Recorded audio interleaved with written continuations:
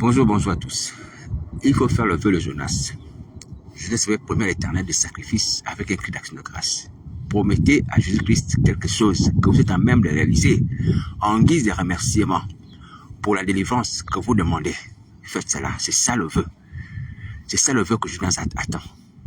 Donc, vous arrêtez de détruire les vies humaines. Vous arrêtez ça, vous arrêtez ça. Vous arrêtez ça. Parce que tant que vous n'êtes pas délivré, vous continuez à faire ça. Le nombre de victimes augmente. Donc, vous arrêtez ces choses. Allez au pied de Christ Nazareth, il y a la solution. Vous faites le vœu et Jésus Nazareth va vous délivrer. La Bible déclare que l'Éternel parle au poisson. Le poisson vaut mieux Jonas. Satan et ses démons vont te lâcher. Les esprits malins vont te fuir. Jésus Nazareth va donner l'ordre de te libérer. Il a autorité sur le diable et ses démons. Il a autorité sur Satan, sur le monde des ténèbres, sur les hommes. Même si ce sont les esprits humains qui te tiennent en captivité, qui sont en toi, ils vont partir au nom de Jésus.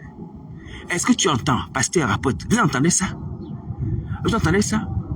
Mais je vous préviens encore, la parole de Nazareth. Si vous entêtez dans cette situation de position dominante, qui n'est pas une situation où vous êtes passif, hein, mais vous êtes plutôt des gens qui tuent, des assassins, des gens qui maltraitent, des gens qui volent, qui souillent les gens au sommeil, vous serez frappés de mort. Vous serez frappés de mort. Oui, c'est une grâce que Jésus Nazareth prend patience vis-à-vis de nous, hein, et promet de nous délivrer. Malgré la multitude de nos fautes, malgré le fait que même la Bible nous condamne, dans certains passages, hein, comme celui d'Hébreux, ouais, mais la grâce est surabondée. Parce que la grâce aussi surabonde. C'est aussi un passage biblique. Ouais, mais le Seigneur a choisi cette voie. Ouais, il n'a pas choisi la voie, hein, de nous frapper parce que ça lui péché à mort. Qui est une voie aussi raisonnable, comme le fut le cas d'Ananias et Saphira. Ouais, c'est le salaire du péché, hein. Ils sont morts aussitôt. Mais pour nous, il prend patience. Attention. Les gens de l'église de Paris et de France, repentez-vous. Allez faire le vœu au pied de Jésus Nazareth, demandez la délivrance. Promettez au Seigneur quelque chose que vous êtes à même de faire, hein, de réaliser. Ça peut être un service, ça peut être vos maisons que vous consacrez au service de la parole. Est-ce que vous entendez? Ça peut être que vous-même vous engagez dans le service de Dieu, comme il a besoin d'ouvriers, selon ce qui est écrit que la moisson est grande, il y a peu d'ouvriers. Vous voyez, on a beaucoup de choses à faire. Il faut évangéliser Paris, la France, oui, et toutes les autres nations. Donc, il y a des ouvriers. Jésus Nazareth a besoin des ouvriers dans sa moisson. De même que vos maisons aussi, que vous habitez, hein, la seule manière que vous utilisez la maison, c'est pour vous réjouir avec vos femmes, vos enfants. Mais la maison aussi, c'est un lieu de prière, c'est un lieu de réunion. Vous voyez? En fait, on n'habite pas la maison simplement pour nous-mêmes, pour dormir, hein, pour être là en famille. Non, mais c'est aussi pour célébrer les cultes. Donc, vous pouvez aussi consacrer vos maisons comme ça. Alors, j'ai bien rappelé qu'il y a des chrétiens parmi vous qui ont fait des vœux de ce type. Vous voyez, lorsqu'ils étaient debout, ils ont fait des vœux de ce type. Genre, Seigneur Jésus, si tu m'accordes telle ou telle chose, je vais te consacrer ma maison, elle sera une maison de prière. Rappelez-vous de cela. Les gens qui ont fait des vœux comme ça, maintenant vous avez dévié. Vos maisons ne sont plus consacrées à Jésus-Christ. Vous avez introduit le diable dedans et les démons. Vous voyez? Vous voyez votre faute. Votre faute. Vous voyez ce que vous avez fait? Vous voyez? Votre infidélité qui est aussi la mienne. Vous voyez? Aujourd'hui, elle est patente. Il y a des gens qui ont fait les vœux comme ça. Le Seigneur Jésus, si tu me délivres de ça, je vais te donner ça, ou je vais te faire ça. Le Seigneur Jésus a délivré ça, tu as donné ça, et puis à un moment, paf, maintenant c'est le diable qui profite de ce que tu avais promis à Jésus, ou que tu avais donné à Jésus Nazareth. Le diable s'est installé dans vos maisons, que vous avez consacré à Jésus. Dans vos lieux de prière, que vous avez consacré à Jésus. Alors c'est simplement pour montrer notre fidélité. Moi aussi, nous promettons au Seigneur, mais nous ne réalisons pas toujours. Que le Seigneur Jésus me pardonne et vous pardonne aussi. Mais aujourd'hui, à cause de sa grâce, nous sommes. Il faut se repentir de cela. Il faut se repentir de cela. Et revenir en arrière. Et dire, Seigneur, je t'avais fait un vœu, hein, de te consacrer ma maison comme lieu de prière. Comme maison de prière. Comme lieu pour célébrer le culte. Mais Seigneur, je suis tombé. Et comme je suis tombé, ma maison aussi, hein, est partie aux mains de l'ennemi. Vous voyez, comme les enfants d'Israël au temps de Jérémie. Lorsqu'ils sont tombés, les gens de Babylone, ils ont pris aussi leur maison. Et leur eau aussi. Ils avaient l'autorité même sur leur eau. Les eaux qu'ils devaient boire. Ouais, ils devaient payer à prix d'argent pour boire de l'eau. Ouais, ils avaient tout perdu. Ouais, leur possession, leur bien matériel, ouais, et leurs âmes aussi. Ils étaient captifs. Ouais. et leur territoire, même leur roi, qui était parti en captivité. Hein? Le temple était déjà occupé. Ouais. Ils avaient saccagé même le temple. Ils vont le détruire à la suite. Hein? Dans le livre d'Ézéchiel, ils vont brûler le temple. Hein? Le détruire. Vous voyez? Donc le péché, lorsqu'on pêche, hein, franchement, il y a des conséquences énormes. Il n'y a pas seulement les conséquences du fait qu'on tombe, l'esprit de sorcellerie entre dans la personne. Non. Le diable, ces démons prennent bien. Le diable et ses démons détruisent la région pour laquelle, ou du moins dans laquelle tu étais implanté et tu faisais l'œuvre de Dieu. Ou la nation où tu travaillais pour le Seigneur. Aujourd'hui, regardez, les guerres civiles. Les guerres civiles, sinon, ou alors les destructions des églises, hein, par les soi-disant terroristes. Et tous ces gens-là, hein, ben c'est Satan le terroriste. Vous voyez? Tout ça, ça se passe pourquoi? Mais dans les lieux où il y a pourtant des hommes de Dieu. Dans les nations, pourtant, les grands hommes de Dieu, on voit sur Internet en train de danser, des grands temples, des stades remplis. Mais pourquoi on n'arrête pas le fait que les gens sont en train de mourir? On est en train de tuer les chrétiens, même des innocents. Mais vous êtes là parce que vous vous êtes vendu à Satan le diable. Vous êtes vendu à Satan le diable. Maintenant, il fait son jeu de destruction. Lui, il vient pour dérober, égorger et détruire. Et ça, nous le savions, les évangéliques. Nous qui lisions la Bible. Oui. Nous savions comment Satan fait et quel est son objectif. Son objectif, c'est détruire. Hein? Dérober, égorger et détruire. En gros, il ne vient pas pour faire le mal. L'abomination, la désolation dont a parlé le prophète Daniel. Tout ça, c'est Satan le diable. Il ne vient pas pour faire le bien. La désolation, c'est quoi? La désolation, c'est la misère. La désolation, c'est quoi? La désolation, c'est la tristesse. Oui? Ce sont les cris d'angoisse. C'est ce que Satan vient faire sur la terre. Est-ce que vous voyez? Mais on s'est vendu. Bon alors, c'est pas grave. Pourquoi? Aujourd'hui, nous avons encore la grâce de pouvoir revenir en arrière. De quitter le diable. Donc, il faut faire le vœu. Alléluia. Il faut faire le vœu pour que vous-même vous sauvez vos vies. Parce que vous êtes menacés de mort. Non seulement parce que Satan aussi peut vous faire mourir. Mais, Nazareth peut vous punir. Autant venir à Nazareth qui va vous protéger de la mort de Satan. Alléluia. Parce que comme vous péchez, et vous avez fait les pactes avec lui, il peut vous faire mourir aussi. Attention. Satan tue. Vous voyez les gens qui sont morts suite à l'effondrement de la tour de Siloé. Hein, les 10 personnes qui sont mortes. Le Seigneur Jésus va dire quoi? Hein, si vous ne vous repentez pas, vous allez périr de la même manière. Et même les gens qui ont été massacrés par Pilate, il va le dire aux Juifs, si vous ne vous repentez pas aussi, vous serez aussi massacrés comme ça. Ces gens ont été massacrés par Pilate. Donc il paraît qu'il a mêlé le sang de ces gens au sang des victimes, des animaux, c'est tellement qu'ils étaient en train d'être offerts. Vous voyez? Pourquoi? Parce que ces gens n'étaient pas repentis. Attention. Ça, c'était pas la volonté de Christ. Hein. C'était pas son ordre. Mais la cause était que le péché était là. C'est-à-dire que l'homme lui-même, à cause de ses péchés non confessés, voyez, permet à Satan de le mettre à mort. Voyez. Alors, c'est pour dire qu'il faut faire attention. Il faut faire attention au temps où nous sommes. Jésus a des regards sur nous, mais il peut nous punir. Et l'ennemi aussi peut ôter nos vies si on ne fait pas attention. Alors donc, aujourd'hui, autant aller au pied de Christ qui est capable de nous délivrer Satan, d'empêcher que Satan nous tue, et de laisser avec le diable. Alléluia. Et être frappé également par Jésus Nazareth. Être frappé. Parce que si vous continuez à penser que c'est en restant avec Satan que vous n'allez pas mourir, vous avez des pactes avec lui, que vous n'allez pas souffrir, vous mentez.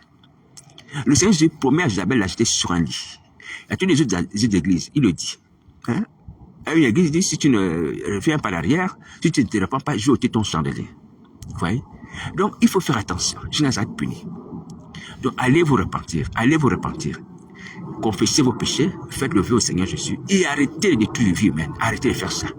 Arrêtez de faire ça. Tout ce que vous avez prévu faire aujourd'hui, la part du diable, vous arrêtez ça. Vous serez dans le lieu de prière ou ailleurs. Vous arrêtez ça, vous arrêtez ça. Sinon, vous serez punis. Les gens de l'église de Paris, c'est pareil. Il faut vous repentir. Urgemment, urgemment, urgemment, Satan doit quitter vos murs. Il doit quitter vos vies. Et vous êtes capable de le faire. Cette femme qu'on appelait pécheresse dans la Bible, elle a pu aller au pied de Christ Nazareth, devant tout le monde, en plein jour. Oui. Même Simon, le pharisien qui avait invité au Seigneur Jésus, a dit, mais comment cet homme peut accepter que cette femme la touche? Cette femme le touche. Oui. Il était étonné de voir cela. Mais Christ est prêt à recevoir toutes les personnes, peu importe leur situation, leur état, leur spiritualité. Vous voyez, le Seigneur Jésus est prêt à nous accueillir au pied de sa personne. Il faut qu'on aille s'humilier, demander pardon et lui faire un vœu. Il va agir. Alléluia. Ayez foi. C'est témoigner de cette femme qui nous ressemble, hein, pécheresse comme nous, hein, ça peut nous condamner le temps de feu. Oui. Et elle a eu même plus de courage que nous parce qu'elle est partie en plein jour, devant les gens. Elle va partir en secret. On dit, Seigneur Jésus, pardonne mes péchés en secret, la nuit, un peu comme Nicodème. Vous voyez, elle est partie comme ça, malgré sa mauvaise réputation. Parce qu'elle en avait assez de vivre une vie de péché, des esclaves de Satan, le diable.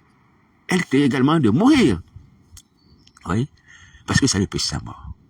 Alors donc, c'est pour ça que je viens vous dire que il y a des gens dans la Bible qui ont vécu également le péché, qui sont repentis, qui ont changé de vie. Elle a eu le pardon du péché, elle a eu la paix, elle a eu le salut de son âme. Donc c'est possible aussi pour vous. Lorsque Jésus a dit une parole, elle s'accomplit. Que ce soit une parole avec autorité, que ce soit une parole avec calme, cette parole s'accomplit. Quand il est dit, va, tes péchés sont pardonnés, va, ton fils vit, ces choses s'accomplissent. Il n'a pas besoin de crier. Alléluia. Parce qu'il est Dieu fait chair. Tout ce qu'il demande et tout ce qu'il fait s'accomplit. Alléluia. Il a autorité sur la vie, sur le monde, sur les événements, sur la chair, sur Satan, ses démons. Alléluia. Donc, allez au pied de Christ Nazareth. Il va ordonner aux poissons de vous vomir. Comme Jonas, il va ordonner à Satan de vous libérer. Et Satan va obéir. Le poisson a obéi. Satan va obéir. Il va obéir au nom de Jésus. Il va vous libérer. Il va vous libérer. Donc, allez faire ça. Allez faire ça. Et arrêtez de détruire les vies humaines. Sinon, c'est puni. Donc, voici la page de Nazareth. Si vous ne faites pas ça, c'est puni. Donc, je nous rappelle encore que certes, il y a une opposition. Il faut toujours rappeler cela. Nous faisons ces choses dans une situation où il y a une opposition. Satan, le diable. Alléluia. Mais nous avons une arme qui est le sang de Nazareth. Donc, on cherche le salut de nos âmes. On traîne notre salut comme Néhémie, hein, et ses compagnons. Mais on a l'arme du sang de Nazareth accrochée à la ceinture, comme une épée. Ou du moins, on va dire une épée qui sort de notre bouche, comme elle sort de la bouche du Seigneur Jésus. Alléluia, notre épée, elle est dans la bouche. Elle n'est plus accrochée à la ceinture, comme les gens au temps de l'ennemi. Non, notre épée est dans la bouche. C'est le sang de Jésus qu'on témoigne, qu'on proclame, qu'on déclare à Satan. Alléluia. C'est ça notre épée que nous avons dans la bouche. Et j'ai béni le Seigneur Jésus pour cette image dans l'Apocalypse, une épée qui sort de sa bouche. Hein? C'est l'image de la parole. Alléluia. Et mais la parole, pour nous, pour sauver, alléluia, c'est la parole du sang de Jésus. Alléluia. Cette épée peut être interprétée de plusieurs manières. Alors, une épée de jugement, la parole de jugement, et tout ça, c'est vrai. Mais pour ce qui le concerne, c'est une épée qui vient pour nous libérer. Hein? Qui vient pour nous libérer, c'est-à-dire le sang de Nazareth qui sort de nos bouches. Alléluia, cette parole qui sort de nos bouches nous libère. Voilà, donc c'est ça que nous présentons à Satan le diable. Donc, il faut faire ça maintenant. Il faut faire ça maintenant, sinon, vous serez punis. Donc, je vous rappelle encore que le temps est en train de passer. Le Seigneur va battre là à l'attendant. Pourquoi? Parce que tant qu'on n'est pas délivré, le nombre de victimes augmente. Le nombre de victimes augmente. Satan continue à voir les gens, à détruire les vies, à réclamer les bébés. Pourquoi? Pour prendre le sang de ces gens-là. Vous voyez? Pour manger la chair humaine. Et les gens ne sont pas sauvés. À cause de notre passivité, on reste là. Je vous assure, si on ne se dépêche pas, on sera puni. Si on ne se dépêche pas, on sera puni. Donc les gens ne peuvent pas continuer à souffrir, même dans les assemblées, avec les marées de nuit, tous ces phénomènes-là, à cause de nous, et dont nous sommes aussi les acteurs. Vous voyez? Le Seigneur nous observe, hein, il nous regarde. Je vous ai dit, je vous répète, Jésus Nazareth, elle regarde sur nous. Elle regarde sur nous pour nous pardonner, nous délivrer, mais elle regarde sur nous pour nous punir si on ne fait pas ce qu'il demande. Il est le roi des rois, le Seigneur des seigneurs, le chef de l'église. Son nom fait tomber Satan le diable. Ça prouve déjà son autorité. Donc, agissez maintenant en conséquence. Dépêchez-vous. Dépêchez-vous, hommes comme femmes. Dépêchez-vous. Donc, les femmes qui ont les ministères, donc vous repentez, vous prenez l'exemple de cette femme pécheresse qui allait au pied de Christ Nazareth. Vous allez faire le vœu. Laissez ces faux ministères. Laissez ces faux ministères. Prenez courage. Prenez conscience d'écouter Satan, ses démons, les sirènes. N'ayez pas peur. N'ayez pas peur. N'ayez pas peur. N'ayez pas peur. Allez au pied de Christ Nazareth. Les gens de Ninive aussi étaient des pécheurs. Ils ont crié à Dieu. Vous voyez? Ils sont humiliés devant la face de Dieu. Manassé qui était aussi pécheur, magicien, sorcier, s'est humilié devant le Seigneur de ses pères. Donc, vous pouvez le faire. Vous pouvez le faire. Donc, si vous ne péchez pas, voici la parole de Nazareth, vous serez supprimé. Vous serez supprimé, vous serez ôté de ce monde, vous allez partir du temps de feu de souffle, pour l'éternité. Et je vous assure que là, vous allez regretter pourquoi vous êtes né. Pourquoi vous êtes né? Vous allez envier même les avortants. Je vous assure, hein, autant avoir été un avortant que d'avoir vécu cette vie de misère, d'esclave. La nuit dont on ne dort pas. Parce qu'il faut détruire les vies humaines. Les gens qui ne t'ont rien fait ou qui t'ont fait quelque chose, mais tu vas les faire mal, alors que toi aussi tu fais du mal aux gens. Tous les jours, maudire les gens. Tous les jours, tu envoies des listes sataniques, des missions à faire, provoquer des accidents, des malédictions, des maladies, remplir les hôpitaux, remplir les prisons, avec des fausses accusations des gens. Vous voyez?